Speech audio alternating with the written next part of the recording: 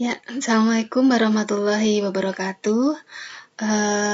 Berikut ini Ibu akan memberikan contoh mengenai penggunaan Mendeley dan juga mengenai contoh dalam pembuatan bab satunya, ya. Bab 1 dari makalah yang harus kalian buat nanti. Nah, pertama nanti Ibu akan memberikan contoh mengenai penulisan kutipannya dulu ya, yang nanti ada kaitannya dengan Mendeley. Jadi pastikan dulu di sini di reference ya. Di sini insert citasinya ini sudah aktif dan di sini ada open Mendeley-nya juga sudah aktif. Kemudian kalau sudah ya, langkah berikutnya adalah kalian masuk ke dalam Mendeley-nya, misalkan nanti seperti ini, ke dalam Mendeley-nya, dan kalian harus sudah menyiapkan referensi yang nantinya akan kalian gunakan. Misalkan kalau kalian mengambil referensi jurnal, berarti kalian sudah harus mendownload jurnalnya terlebih dahulu ya, dan ingat referensi yang digunakan itu 5 tahun terakhir, dan kalau jurnal itu sudah harus ada ISSN-nya.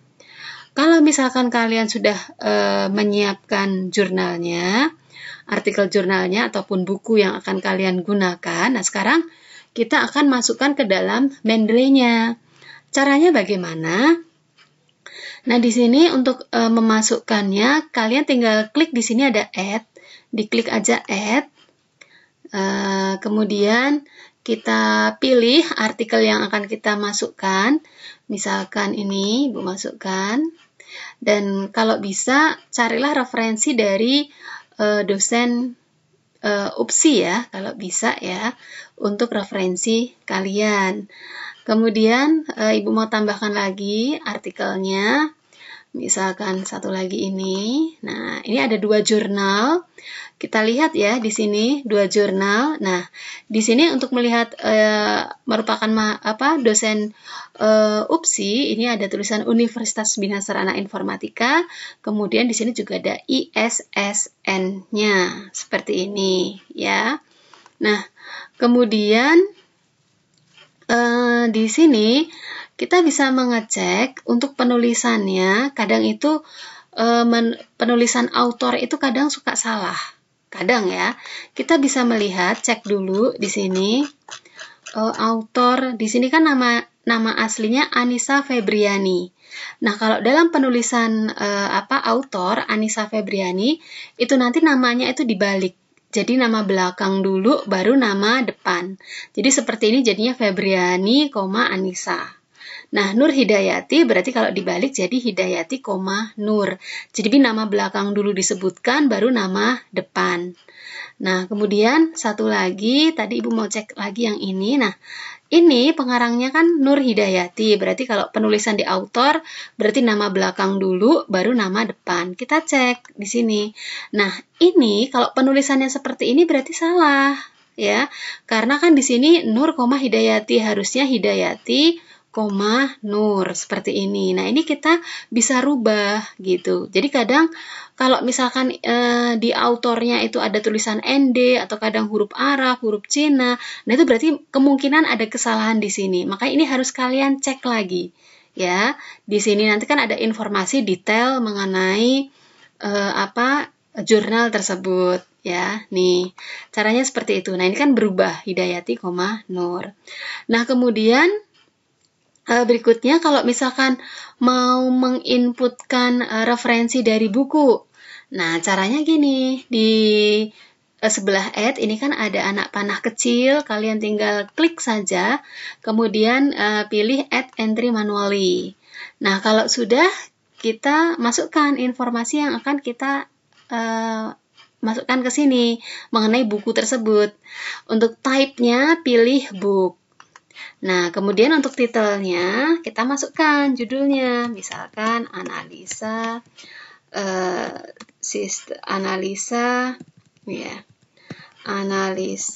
perancangan sistem informasi akuntansi, misalkan ini. judulnya. Nah, autornya misalkan autornya adalah Adi Nugroho. Berarti nama belakangnya dulu yang kita masukkan, Nugroho, baru nama depan, koma, Adi. Seperti ini. Ini kalau satu pengarang. Kalau misalkan lebih dari satu pengarang, bagaimana? Nanti tinggal di enter aja. Kalau lebih dari satu pengarang, nanti tinggal di enter, baru ditulis lagi nama pengarangnya. Nah, kemudian kalau sudah, informasi yang perlu kita masukkan lagi adalah tahun. Misalkan tahunnya 2018. Kemudian kota atau city. Nah, city misalkan yang kita masukkan, oh ini adalah Yogyakarta. Satu lagi adalah penerbit atau publisher. Penerbitnya misalkan Andi Offset. Nah, kalau untuk buku, informasi ini saja yang kita perlukan untuk diinputkan. Ya, yang lainnya kayak tidak perlu. Ya, jadi cukup ini saja. Kalau sudah, klik save. Nah, nanti di sini akan muncul otomatis seperti ini. Nah, sekarang kalau misalkan sudah, ya, kalau misalkan sudah referensi yang mau kita gunakan sudah kita masukkan ke dalam Mendeley. Nah, sekarang kita mau mengutip yang mana gitu. Misalkan sekarang kita misalkan mau mengutip dari tulisan ini, misalkan ini ya. Ini adalah mengenai sistem penjualan dan pembelian ya. Kita ibu ambil dulu ya. Misalkan di sini ibu mengambil ini. Ini hanya permisalan dulu ya. Misalkan ini kan teknologi informasi dan komunikasi misalkan ya. Pada saat ini berkembang semakin besar ini sampai ini. Nah, ini kan tidak ada menurut siapanya. Nah, misalkan ibu copy dulu. Nah, copy, kemudian ibu buka Word-nya lagi. Nah, dalam Word sebelum mengetik, ingat atur dulu ya marginnya, sesuaikan dulu marginnya, yaitu kalau top itu 3 cm, kalau left itu 4 cm, kalau bottom itu 2,5 cm, kemudian kalau right itu 2,5 cm. Ini diatur dulu. Kalau sudah diatur marginnya, kemudian kalian atur lagi untuk hurufnya biar sama. Font yang digunakan adalah Times New Roman. Kemudian kalau untuk isi itu biasanya 12 ukurannya. Nah, kemudian perhatikan harus rata kiri rata kanan, pilih justify. Dan di paragrafnya kalian jadikan 0 PT semua. Di sini 0 PT, before after-nya 0 PT. Nah, line spasinya, nah ini biasanya digunakan adalah double. Kalau sudah, klik OK. Nah, ini kan sudah diatur dari awal, nanti ke bawahnya kan akan menyesuaikan, gitu. Nah, sekarang tadi Ibu akan mengambil teorinya tadi, ya. Teori mengenai teknologi tadi misalkan loh ya. Jadi nanti disesuaikan dengan yang kalian mau kutip ya. Misalkan menurut. Nah, Ibu masuk ke reference, insert citation, go to Mendeley. Nah, yang digunakan tadi misalkan ini ya, contohnya yang ini penggunaan metode waterfall tadi ya, bukan ini ya, tadi yang kita copy yang di sini. Berarti yang ini yang kita referensi yang digunakan artikelnya. Nah, kalau sudah kita pilih kemudian klik cite. Nah, nanti kalau udah diklik cite, ini nanti akan muncul otomatis di sini. Nama pengarang dan tahun saja biasanya informasi yang ditampilkan gitu. Nah, ini kalau diklik ya, itu kalau misalkan sudah menggunakan Mendeley, kalau sudah diklik itu biasanya terarsir gitu. Biasanya beda kalau misalkan di tulisan biasa, kalau misalkan diketik biasa ya tidak ada ngaruh apa-apa, tapi kalau misalkan ini dikaitkan dengan Mendeley, begitu diklik ini sudah ada arsirannya, jadi berbeda ya. Jadi nanti akan ketahuan kalau misalkan kutipan itu kalian menggunakan Mendeley atau tidak, itu akan sangat bisa dilihat ya. Nah, tadi Ibu tadi mau mengutip tulisan ini, menyampaikan bahwa misalkan, nah tadi udah Ibu copy ya. Ini Ibu ambil yang mengenai teknologi informasi tadi. Ini kita atur lagi justify-nya. Maaf, udah diatur justify-nya. Tapi mungkin pada saat kopiannya diatur. Nah, seperti ini. Nah, kemudian dalam penulisannya, kalau untuk penulisan kutipan, ini juga ada aturannya. Jadi kalau misalkan dalam penulisan kutipan, kalau misalkan itu terdiri dari 40 kata atau 4 baris, nanti penulisan kutipan itu diapit dengan tanda kutip. Jadi di sini ada tanda kutip, di belakang juga ada tanda kutip. Ini kalau misalkan terdiri dari maksimal 4 baris atau 40 kata. Tapi kalau nanti misalkan terdiri dari lebih dari 4 baris, minimal 5 baris ke atas, nanti penulisannya akan berbeda. Ya, nanti Ibu akan berikan contohnya lagi. Misalkan Ibu berikan contoh lagi untuk pengutipannya lagi. Untuk yang di Mendeley-nya ya. Di Mendeley-nya ini tadi sudah. Nah, ini ada kaitannya misalkan dengan metode waterfall ya yang sudah kita bahas. Nah, di sini ada pengertian metode waterfall. Misalkan di sini ada mengenai teori metode waterfall, kemudian ini 6 itu artinya berarti dia mengutip dari referensi yang lain. Jadi dalam jurnal Ibu ini Ibu juga mengutip dari tulisan yang lain. 6 ya, 6 kita lihat di sini dari daftar pustakanya. 6 itu di sini menurut Pratama Iputu Agus Eka. Jadi di sini kita perlu menuliskan di dalam Word-nya. Jadi penulisannya seperti ini.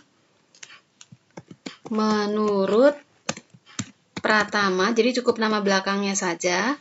Menurut Pratama, kemudian kita sebutkan jurnalnya tadi. Berarti kita reference, insert station. Kita sebutkan jurnalnya tadi, ini adalah ini. Kemudian pilih cite. Nah, kalian harus lihat perbedaannya. Kalau menurut jurnal itu sendiri, berarti langsung penyebutannya. Tapi kalau misalkan dalam jurnal tersebut dia mengutip dari kutipan dari jurnal yang lain, ya ada referensi yang lainnya, berarti kalian sebutkan dulu. Seperti ini contohnya, gitu ya. Misalkan menyampaikan bahwa, ya kita copy yang tadi, penulisan tadi, yang metode waterfall tadi ya, misalkan metode waterfallnya. Nah ini Ibu copy dulu, Ibu pindahkan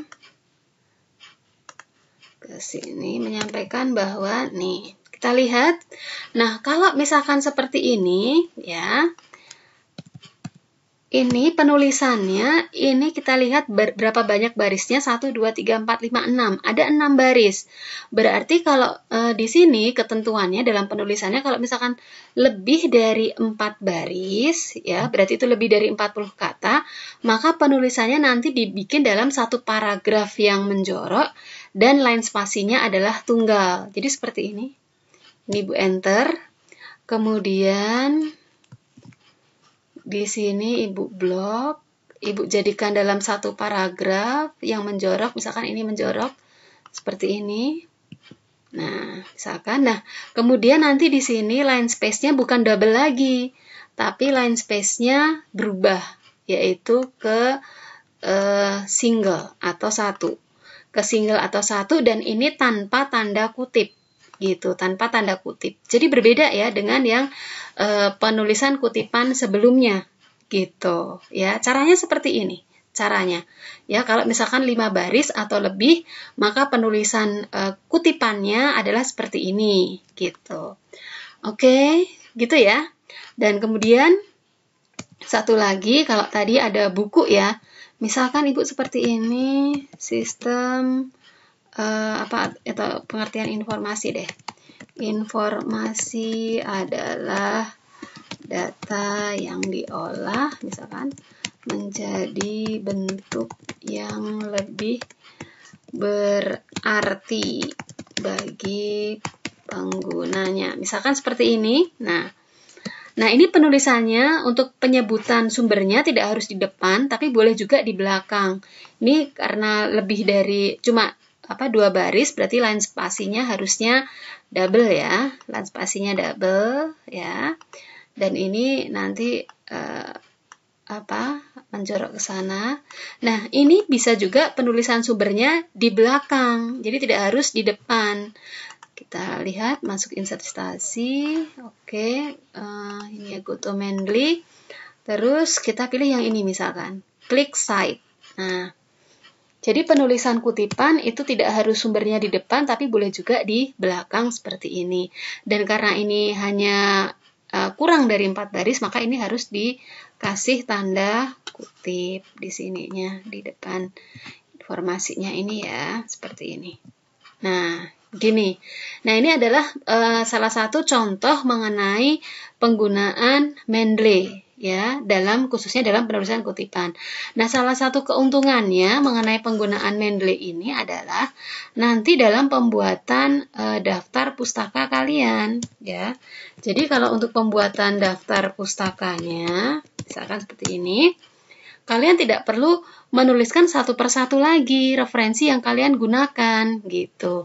Jadi cukup di sini kalian klik insert bibliografi. Nah, seperti ini. Nah, nanti di sini akan langsung muncul otomatis referensi yang sudah kalian gunakan, yang sudah kalian kutip ini tadi. Ini kan tak ada 3. Ada 3 ya, ada Hidayati, ada Febriani dan Hidayati, dan ada Nugroho Adi. Nah, ini sama. Ya, jadi yang sudah kalian masukkan ke dalam Mendeley, kalian masukkan ke dalam tulisan kalian, nanti begitu di insert bibliografi nanti akan muncul otomatis seperti ini. Gitu, referensi yang kalian gunakan. Nah, ini nanti bisa dipraktekkan. Kalau misalkan ada yang kurang dipahami, nanti bisa ditanyakan. Kemudian, Ibu akan berikan contoh lagi mengenai penulisan bab 1. Ya, bab 1-nya. Nah, perhatikan ini Bu secara teknis penulisannya ya, bab 1 dalam penulisan bab 1.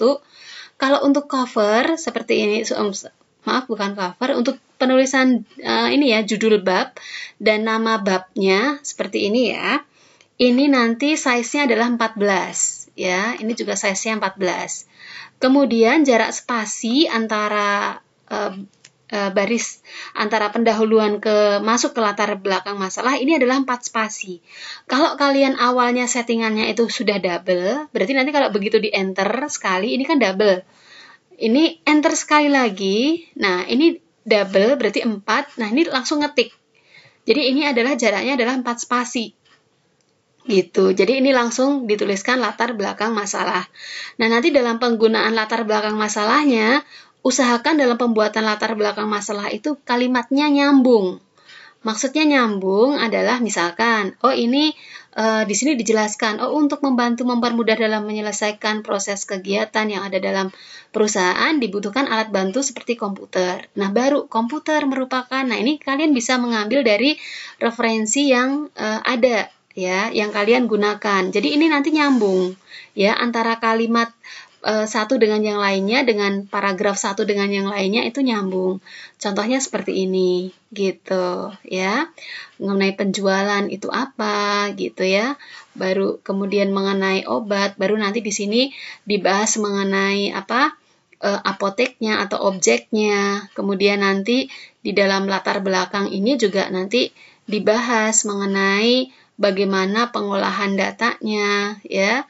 Apakah terkomputerisasi ataukah masih manual. Kalau misalkan masih manual, misalkan nanti di sini dijelaskan permasalahannya itu seperti apa, gitu bisa ya. Baru nanti mengerucut ke ini judulnya nanti yang kalian ambil itu apa, gini. Nah, kemudian jadi jarak spasi untuk pergantian subbab utama seperti ini, itu jarak spasinya pasti 4 spasi ya. Jadi ini agak berbeda seperti ini. Jadi di enternya sekali lagi. Jadi 4 spasi. Kemudian penulisan maksud dan tujuan ya. Ini untuk poin-poinnya di sini 1 2 3 4 5-nya ini sejajar dengan angka 1 seperti ini.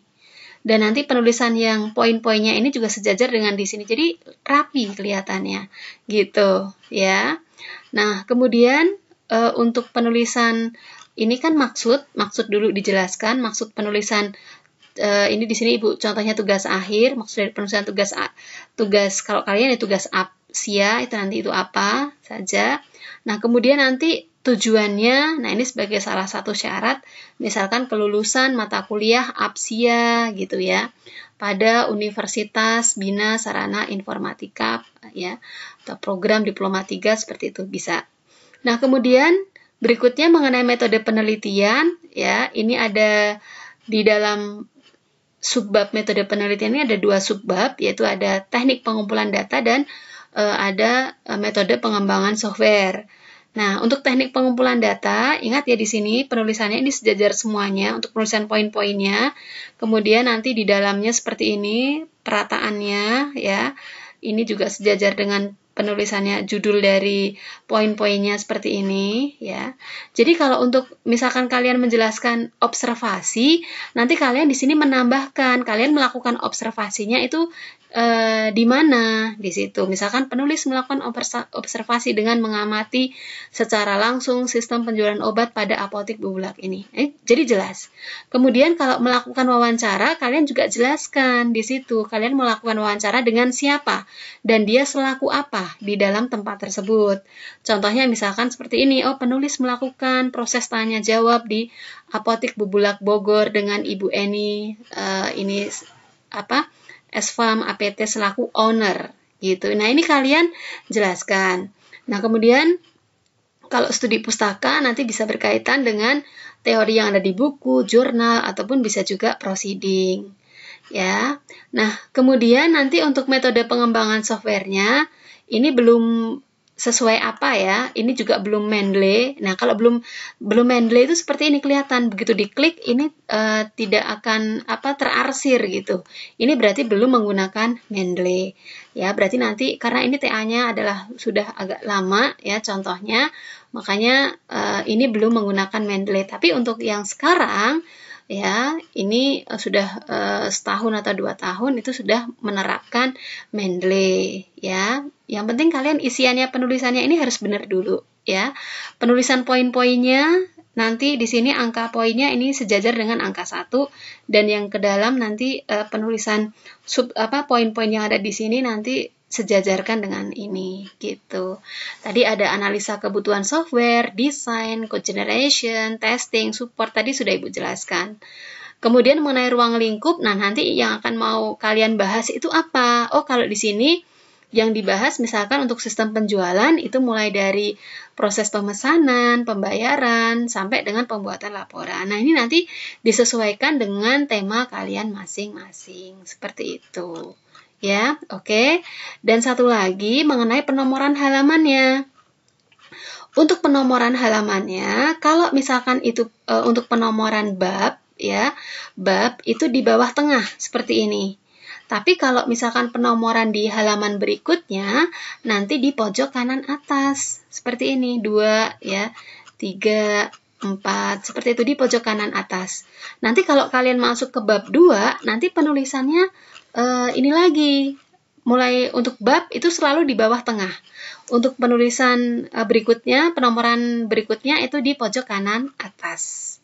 Baik, seperti itu contoh dari penggunaan Mendeley dan contoh dari penulisan bab 1. Jadi kalau nanti ada yang kurang kalian pahami, silahkan bisa sharing ke Ibu. Terima kasih semuanya. Assalamualaikum warahmatullahi wabarakatuh.